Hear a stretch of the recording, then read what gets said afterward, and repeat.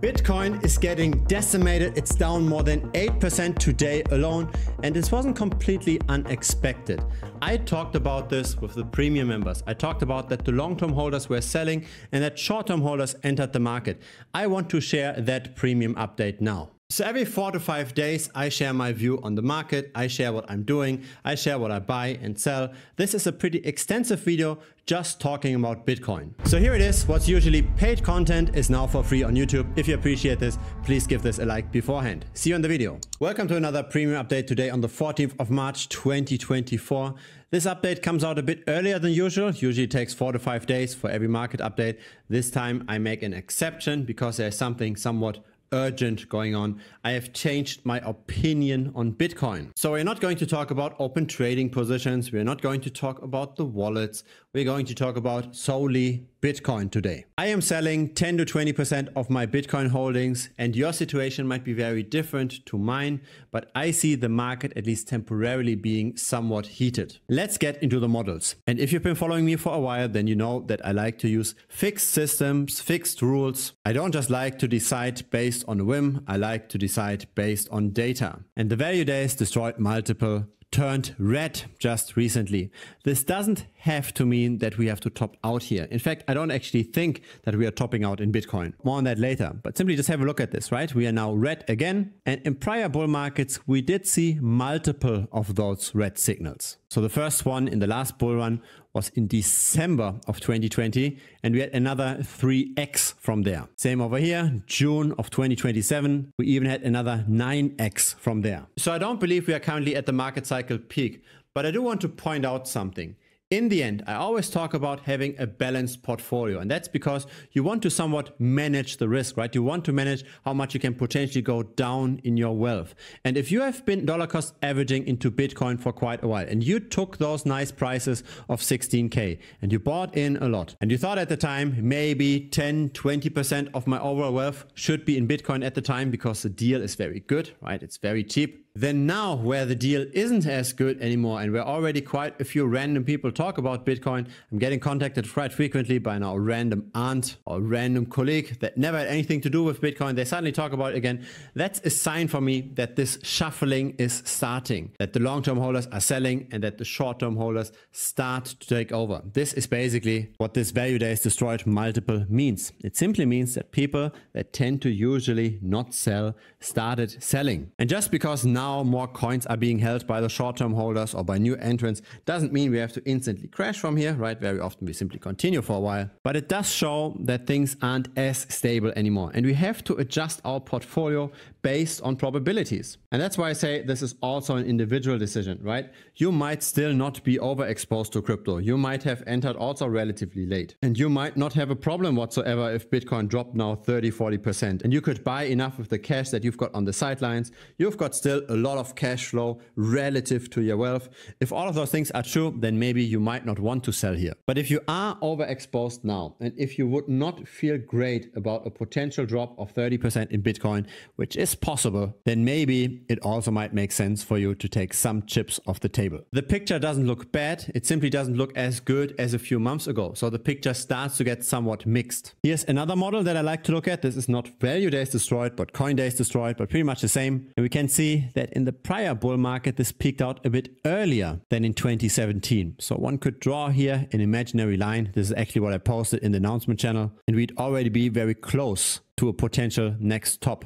But again, right, there might be still a little bit more upside also based on this model. So again, I don't believe that this is top prices. This is simply just a risk adjustment for me. Here's another model that doesn't look too great. This is the realized HODL ratio. So this looks at the speculation of the 1 to 2 year holders relative to the 1 to 2 week holders. So obviously when there's a lot of short-term holders, a lot of short-term speculation, this is high, and this is when the market tends to be heated. This is when you want to get out potentially. Of course, only if you want to ride those waves, right? In the end, a totally viable strategy is also to really never sell your Bitcoin, to simply ride those bear markets as well and to continue dollar cost averaging during those bear markets. And you're basically just buying into Bitcoin similar to contributing to a mortgage when you're paying off your house, right? You can simply just buy and forget and only revisit this when you retire in 10, 20, 30 years, whatever your target is. But yeah, again, see this imaginary line. We peaked up way higher in 2017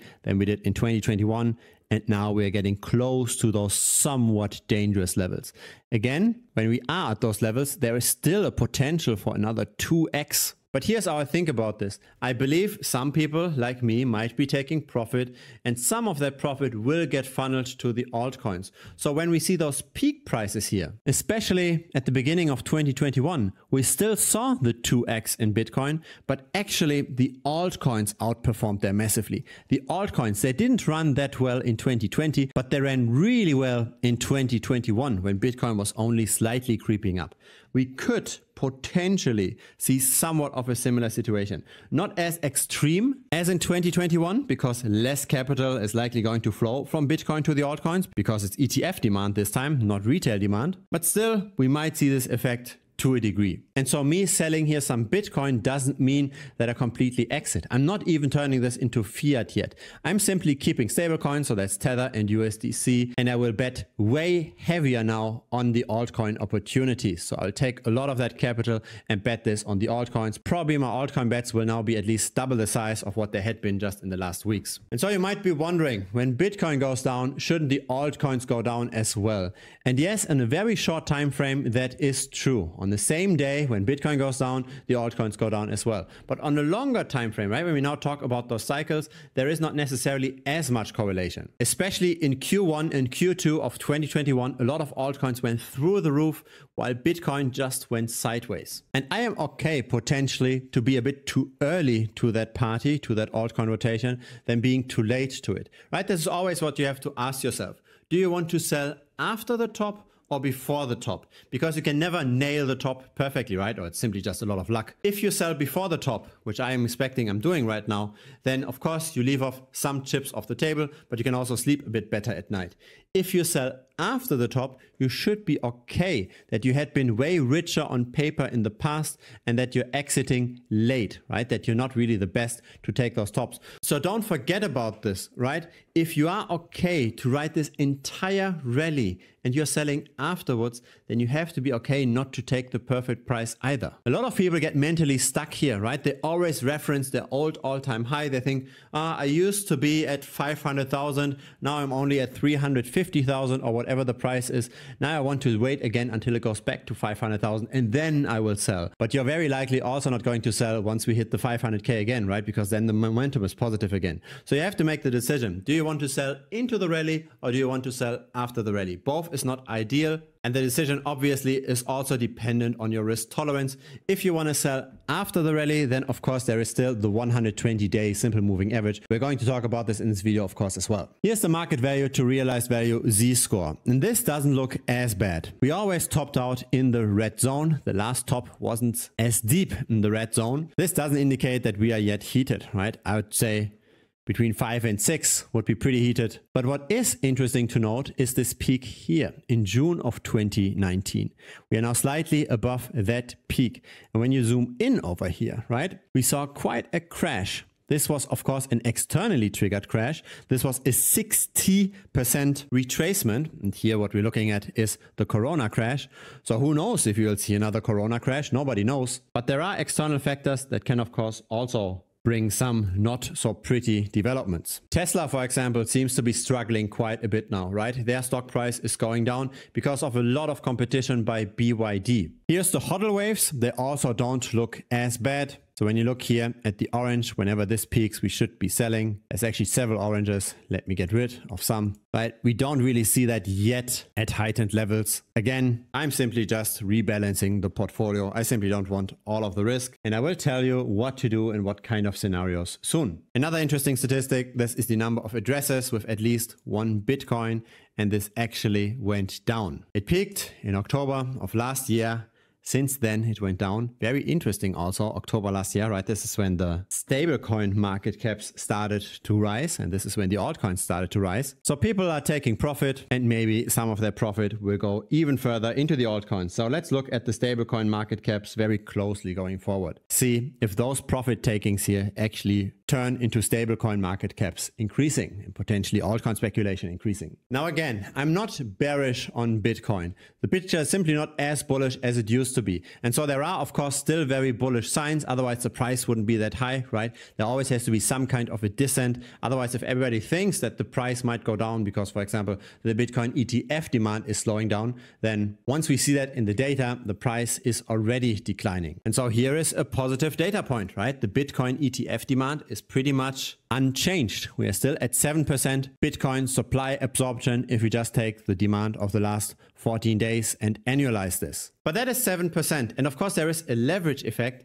as in if you suck up 7% of the supply, the price will go up way more than 7%. So I do understand this. But on the other hand, I do not believe that the current rally, right, this current very massive accelerated price rally, we are up 65% year to date alone. That price rally is 100% driven directly by the ETF demand. I believe it's rather speculative money that tries to front run the ETF demand. Otherwise, the financing costs on stablecoins wouldn't be that high either, right? Right now, if you deposit your stablecoins on a borrowing and lending platform like Aave, you can get 15, sometimes 20% APY. So a lot of people deposit currently their collateral like Bitcoin and they borrow against this to get even more crypto exposure. So this is not ETF demand that's pushing this up. This is speculative demand, people that anticipate that this ETF demand will continue. But now imagine this number just temporarily drops, right? For 1 or 2 weeks, this suddenly goes to 1 or 2%. And who knows why? Maybe it's because, again, traditional markets are going down and people don't feel that wealthy anymore and they don't want to be exposed to as much risk. So let's say just for 1 or 2 weeks, this number suddenly goes down. A lot of that speculative money might be panic selling, right? And then we see the sudden crash. So this is how we get those exaggerations in the price, right? People anticipate an outcome. There's market consensus about an outcome. That outcome is now a lot of continued demand by the Bitcoin ETF. Then that idea gets put into question and it can just be a few days where things aren't as usual. And then all of that demand can crash down. And with it, of course, also the price. Again, I'm not saying that this will happen. I'm simply just pointing out possible scenarios. So this is all just a game of probabilities. And if you're currently still underexposed to Bitcoin, I don't think it might make sense to sell. But if you have bought, right, if you have followed this channel for a while and you have bought together with me and you have ridden this wave together with me and you have potentially even levered up your Bitcoin exposure as we crossed the 120-day simple moving average, as I always said on this channel. If you followed all of this, then you might very well now have overexposure relative to the rest of the market. And so it doesn't necessarily hurt to take some profit in that situation. Let me show you another quote-unquote model. It's not really a model. It's simply just lines that I drew randomly on this chart. It's curved lines, but they connect the bottoms very, very well. They also connect the tops surprisingly well. All of the tops are connected by a single curved slope line. And who knows if this holds, but some people might do similar adjustments, might draw similar kinds of charts. And there is, of course, the self-fulfilling prophecy effect. If everybody thinks that we are very heated, then people might be selling, people might be taking profit. And currently, that upper ceiling is at around 111K. So the upside potential from here is maybe another 50%. The downside risk, in case something unforeseen happens, is at around 64%. But of course, the current momentum is still bullish and crypto tends to move in waves. So it's somewhat of a neutral position now to get into Bitcoin, right? If you've never heard of Bitcoin or you're simply just a tourist and you now see, oh, we've hit the all-time high again, then of course you might be buying. But if you have been dollar cost averaging into Bitcoin for a long time, you will see that the risk to reward used to be way better. Another thing to note, again, not everything looks bearish for Bitcoin, is that Bitcoin tends to do a quite nice rally once we actually hit the all-time high after a long bear market, right? Over here, we had a very nice rally afterwards.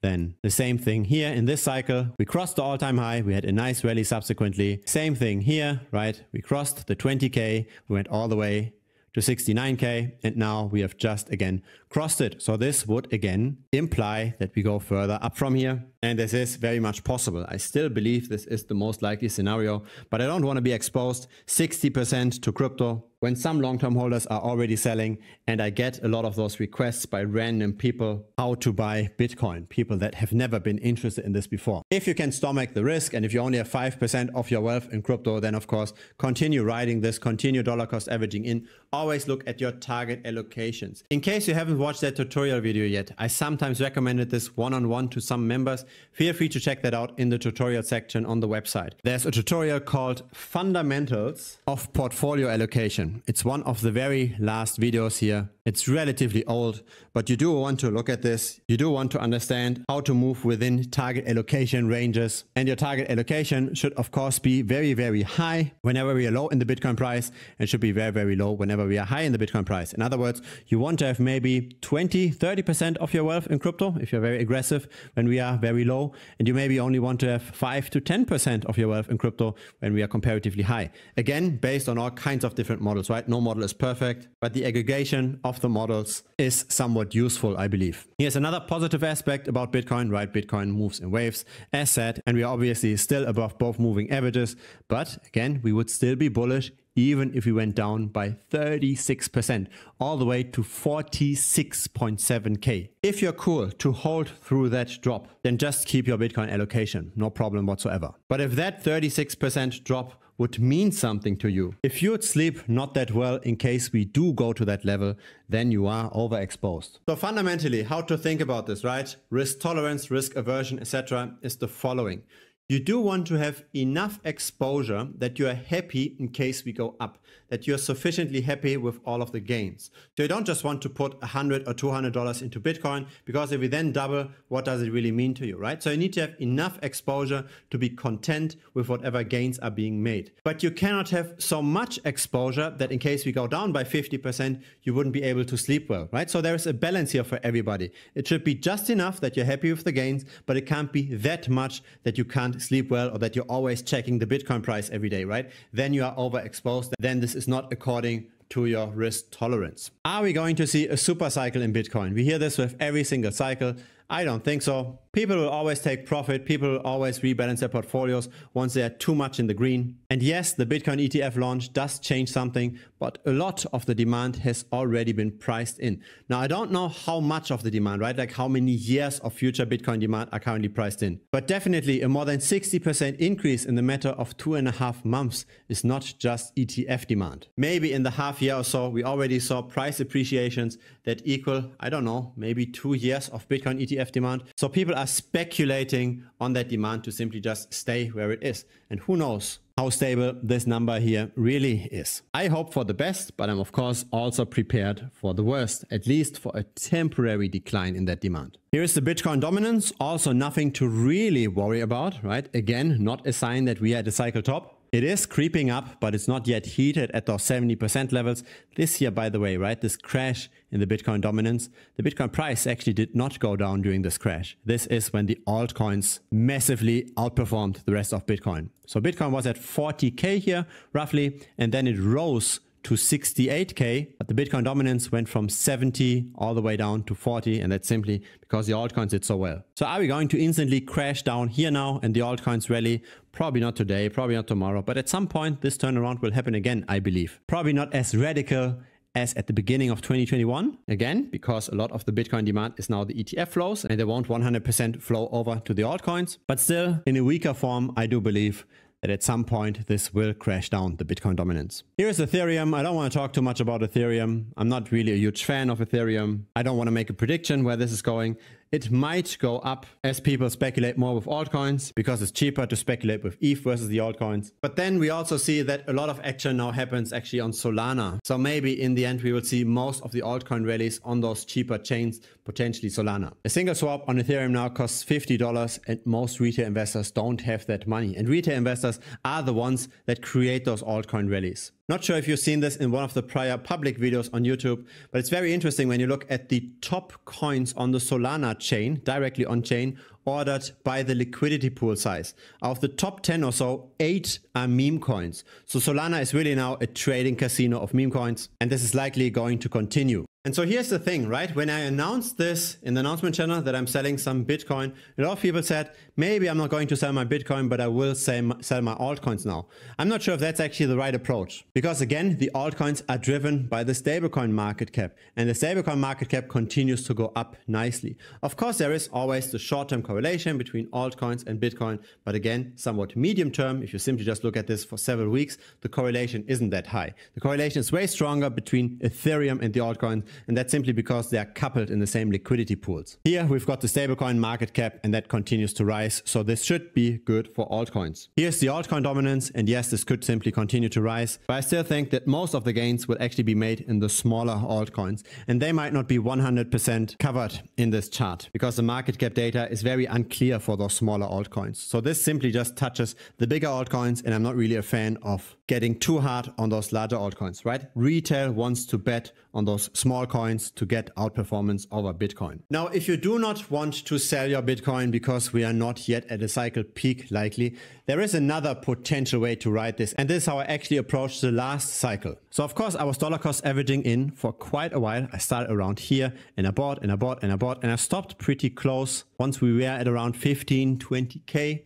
And then we rose further and further and further. And at around 30K, I still wanted to be exposed. But again, my portfolio was way overweight in crypto then. So I could have just sold the Bitcoin and sell it into stable coins or stocks. But I was pretty hungry for risk. I didn't have as much wealth relative to my cash flows yet. So what I did in order to de-risk the portfolio, in order to be more diversified, because I had very stable cash flow, what I did is I took a personal loan, I borrowed money from a bank, and I took that money to put this into a stock ETF. So simply just into QQQ and into the S&P 500.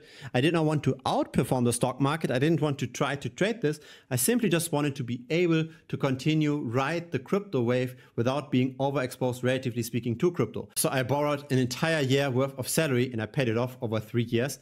Because I had that split, the crypto went up massively and I took a loan to buy more stocks, then it was balanced again. And all I had to take care of is to keep that regular cash flow to serve the loan. This is how I was able to further ride this wave up and then sell at 60K roughly. This is when I sold half of my Bitcoin portfolio pretty much at one bang. My situation now is different. I couldn't borrow as much money to make this worthwhile again for my overall portfolio. I also feel more risk averse now because of that wealth, so that I wouldn't try to time it that perfectly. And that's why I'm okay to sell some pre-top. And so that's why it's so important to follow those tutorial videos and have your own thoughts about this.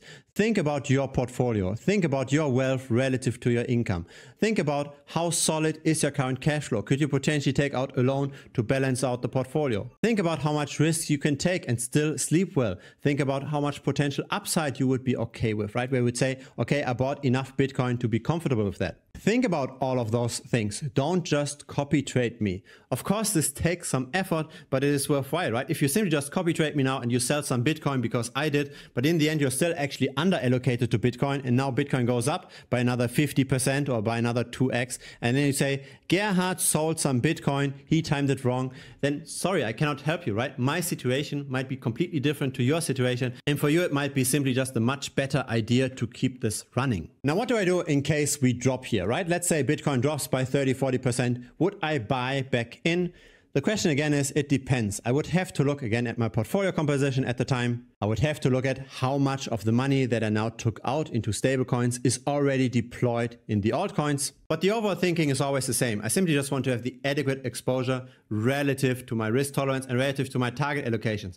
And of course, my target allocation is way higher after we've dropped 30% than where we are now, right? If this is my range and it's between, say, 5% and 50%, and now we are rather neutral in the price, then I want to be exposed by, say, 27.5%, if I got those numbers right. I don't take it that precise, right? I simply just explain the concept here, right? But I want to be, if we're now neutral on the price, also have a neutral exposure. If we now crash by 30%, then I want to be overexposed and I want to be closer to the 50% allocation again, right? The allocation already goes down because we crash in the price, but then also I want to be more exposed, relatively speaking, in my range. And then when we rally up again and we are very close to, say, 100K, then I want to be closer to the 5% allocation than to the 50% allocation, and then you have to sell a ton. That's how it fundamentally works. And now you also know what I'm thinking about the altcoins, right? I'm still going to continue to speculate heavily on the altcoins, even though there might be short-term correlation here and there. My altcoin positions are either super high alpha, super short-term, so it doesn't matter,